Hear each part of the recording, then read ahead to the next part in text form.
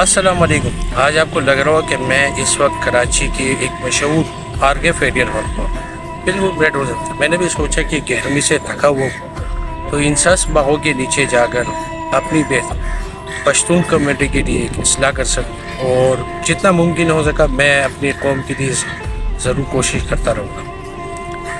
تو نبی علیہ السلام کا ایک فرمان تھا کہ لوگوں پر ایسا دور آ جائے گا کہ قتل کرنے والے کو یہ نہیں پتا ہوگا کہ میں اس کو کیوں قتل کر رہا ہوں، مرنے والے کو یہ نہیں معلوم ہوگا کہ میں کیوں مر رہا ہوں۔ تو اس بات کا میں اصل موضوع پر آتا ہوں کہ منظور پشتون صاحب نے جب نقیب اللہ مسعود کے شہادت ہوئی تھی تو انہوں نے 9 سال سیاسی جدوجہد کی، عدالتوں میں اس مقامات کا سامنا کیا، لیکن کارکردگی بالکل صفر دی۔ اب وہ رونا دھوئیں گے کہ نہیں جی اسٹیبلشمنٹ پیچھے تھی، زرداری صاحب پیچھے تھے۔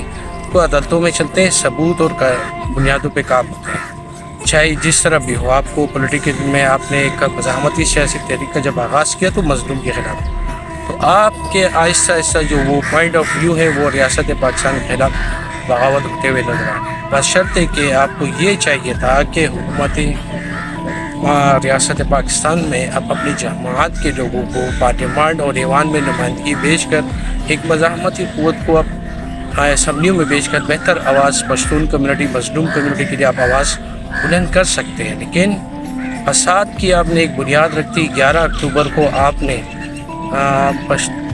آزاد پشتون ایک ریاست کی بنیاد رکھتی۔ میں خود بھی پشتون ہوں، لیکن یہ نہ بولیے گا میں شہنشاہ ہندوستان شیر شاہ سوری کا پوتا ہوں۔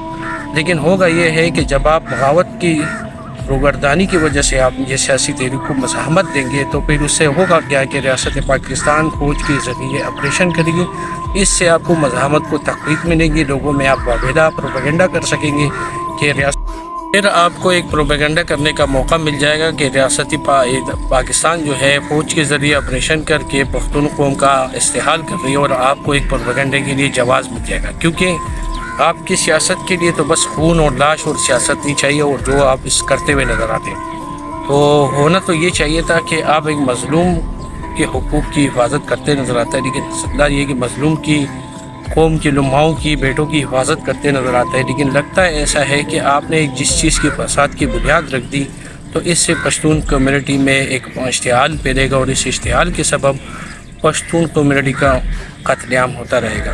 لیکن معصوم اور سادہ لوگ اس کے پیروکار بن جائیں گے، اور اسی تناسب سے پھر وہ لوگوں میں فساد پھیلے گا۔ لہٰذا میرا یہ مطالبہ ہے کہ آپ ریاست پاکستان میں ایک آئینی اور جمہوری طریقے سے پارلیمان میں اپنی سیاسی کردار کو بڑھائیں اور اپنے نمائندہ خان کو اسمبلی میں بھیجیں، اور مضبوط کردار ادا کر سکتے ہیں، آپ کی جماعتیں کر سکتی ہیں۔